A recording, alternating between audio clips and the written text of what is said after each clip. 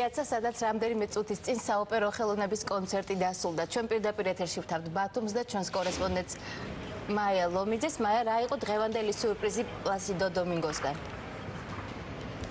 საიდუმლო, რომელსაც კონცერტის ორგანიზატორები და თავად მაესტროც საკმაოდ დიდხანს მალავდნენ, მართლაც დღევანდელი საღამოს კულმინაცია აღმოჩნდა პლაჩიდო დომინგომ. ამ საღამოში მონაწილე 6-ვე ქართველ სოლისტთან ერთად მეგრული ნანა შეასრულა.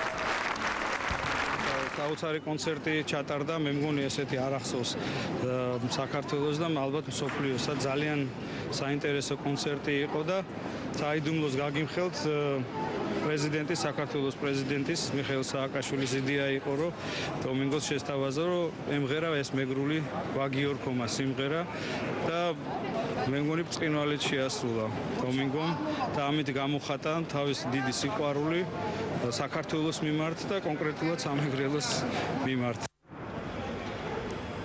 ამ სიმღერის და ხანგრძლივი ოვაციის დასრულების შემდეგ არტისტებს ბრწყინვალე გამოსვლა მიულოცეს კათოლიკოს პატრიარქმა და საქართველოს პრეზიდენტმა. ჩვენ გთავაზობთ რამდენიმე კომენტარს, რომელიც სულ ცოტა ხნის წინ კულისებში ჩაიწერა.